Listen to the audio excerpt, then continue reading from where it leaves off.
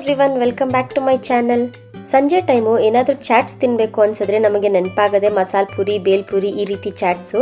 ಮಸಾಲ ಪೂರಿ ಅಂದರೆ ಸಾಕು, ಸಣ್ಣವರಿಂದ ಹಿಡಿದು ದೊಡ್ಡೋರ್ವರೆಗೂ ತುಂಬ ಇಷ್ಟಪಡ್ತಾರೆ. ಹಾಗಿದ್ರೆ ಬನ್ನಿ, ಇವತ್ತು ನಾನು ಬೆಂಗಳೂರು ಸ್ಟೈಲಲ್ಲಿ ಮಸಾಲ ಪೂರಿ ಮಾಡ್ತಾ ಇದ್ದೀನಿ. ತುಂಬ ಸಖತ್ತಾಗಿರುತ್ತೆ. ರೋಡ್ ಸೈಡಲ್ಲೆಲ್ಲ ತಿಂದರೆ ಟೇಸ್ಟ್ ಇರುತ್ತಲ್ಲ, ಅಷ್ಟೇ ರುಚಿಯಾಗಿರುತ್ತೆ. ಬನ್ನಿ ಈಗ ಹೇಗೆ ಮಾಡೋದು ಅಂತ ನೋಡೋಣ. ಈ ಮಸಾಲ ಪೂರಿ ಮಾಡೋದಕ್ಕೆ ಮೊದಲಿಗೆ ನಾವು ಬಟಾಣಿ ಮತ್ತು ಆಲೂಗಡ್ಡೆ ಎಲ್ಲ ಬೇಯಿಸ್ಕೊಳ್ಳೋಣ. ನಾನಿಲ್ಲಿ 1 ಬಟ್ಲಾಗೋಷ್ಟು ಒಣಗಿದ ಬಟಾಣಿನ ನೋಡಿ ಒಂದು 8 ರಿಂದ 10 ಅವರು ನೆನೆಸಿಟ್ಕೊಂಡಿದ್ದೀನಿ.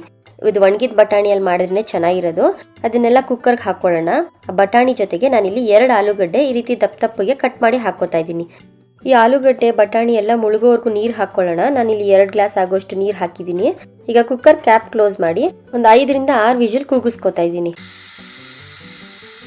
ಈಗ ಕುಕ್ಕರ್ ಪ್ರೆಷರ್ ಎಲ್ಲ ಹೋದ್ಮೇಲೆ ಅದನ್ನ ಓಪನ್ ಮಾಡಿ ಆಲೂಗಡ್ಡೆ ಮತ್ತು ಬಟಾಣಿ ಎಲ್ಲ ಚೆನ್ನಾಗಿ ಬೆಂದಿರುತ್ತಲ್ವಾ, ಇದನ್ನ ಈಗ ನಾವು ಒಂದು ಮ್ಯಾಶರ್ ತೊಗೊಂಡು ಚೆನ್ನಾಗಿ ಮ್ಯಾಶ್ ಮಾಡ್ಕೊಳ್ಳೋಣ. ಈ ಬಟಾಣಿ ಎಲ್ಲ ಇರುತ್ತಲ್ಲ, ಆಲೂಗಡ್ಡೆ ಬಟಾಣಿ ಅದೆಲ್ಲ ಚೆನ್ನಾಗಿ ಮ್ಯಾಶ್ ಆಗಬೇಕು. ಒಂದು ಸ್ವಲ್ಪ ಬಟಾಣಿ ಹಾಗೆ ಕೂಡ ಇರಬೇಕು ಮಧ್ಯ ಮಧ್ಯ.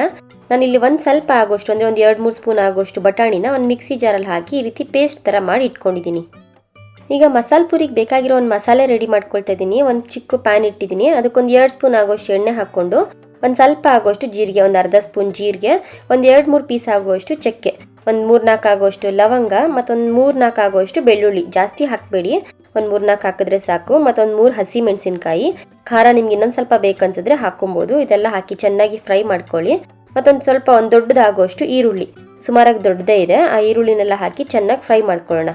ಸ್ವಲ್ಪ ಈರುಳ್ಳಿ ಕ್ರಂಚಿನೆಸ್ ಹೋದ್ರೆ ಸಾಕು, ತುಂಬ ಬೇಯಬೇಕು ಅನ್ನೋದೆಲ್ಲ ಏನೂ ಇಲ್ಲ.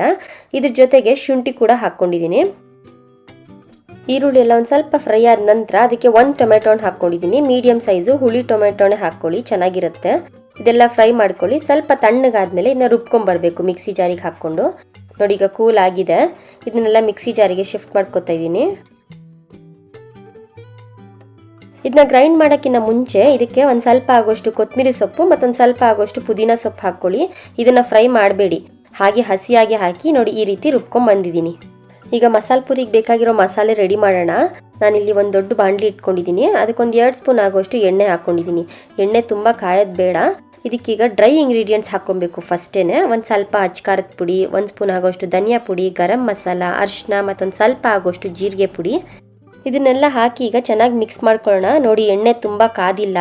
ತುಂಬ ಕಾದರೆ ಆ ಡ್ರೈ ಇಂಗ್ರೀಡಿಯೆಂಟ್ಸ್ ಹಾಕಿದ ತಕ್ಷಣ ಅದು ಸೀದೋಗ್ಬಿಡುತ್ತೆ. ನೋಡಿ ಇಷ್ಟಾದರೆ ಸಾಕು. ನಾವೀಗ ರುಬ್ಬಿಟ್ಕೊಂಡಿದ್ದೀವಲ್ವ ಮಸಾಲೆ, ಅದನ್ನು ಕೂಡ ಹಾಕಿ ಚೆನ್ನಾಗಿ ಮಿಕ್ಸ್ ಮಾಡ್ಕೊಳ್ಳೋಣ. ಮಿಕ್ಸಿ ಜಾರ್ಗೆ ಒಂದು ಸ್ವಲ್ಪ ನೀರು ಹಾಕಿ ಅದು ಕೂಡ ಹಾಕ್ಕೋತಾ ಇದ್ದೀನಿ. ಇದ್ರ ಜೊತೆಗೆ ನಾವು ಆಗಲೇ ಒಂದು ಸ್ವಲ್ಪ ಆಗಿರೋಷ್ಟು ಬಟಾಣಿನ ಪೇಸ್ಟ್ ಮಾಡಿ ಇಟ್ಟಿದ್ನಲ್ಲ, ಅದು ಕೂಡ ಹಾಕ್ಕೊಳ್ಳೋಣ. ಈಗ ಇದು ಹಾಕ್ಕೊಂಡ್ರೆ ಒಂಥರ ಟೇಸ್ಟ್ ಸಖತ್ತಾಗಿರುತ್ತೆ, ಆ ಥಿಕ್ನೆಸ್ ಕೂಡ ಬರುತ್ತೆ. ಇದಾದಮೇಲೆ ನಾವು ಮ್ಯಾಶ್ ಮಾಡಿ ಇಟ್ಟಿರೋಂತಹ ಬಟಾಣಿ ಮತ್ತು ಆಲೂಗಡ್ಡೆ, ಇದ್ರ ಜೊತೆಗೆ 1 ಲೋಟ ಆಗೋಷ್ಟು ನೀರು ಕನ್ಸಿಸ್ಟೆನ್ಸಿ ನೋಡಿ ಹಾಕ್ಕೊಳ್ಳಿ. ಒಂದು ಸ್ವಲ್ಪ ಅದು ತೆಳ್ಳಿಗೆ ಇರಲಿ, ಯಾಕಂದರೆ ಚೆನ್ನಾಗಿ ಕುದಿಸ್ತೀವಲ್ವ, ಅದಾದಮೇಲೆ ಸ್ವಲ್ಪ ಗಟ್ಟಿ ಬರುತ್ತೆ ಆಲೂಗಡ್ಡೆ ಎಲ್ಲ ಹಾಕಿರ್ತೀವಲ್ಲ ಅದಕ್ಕೆ.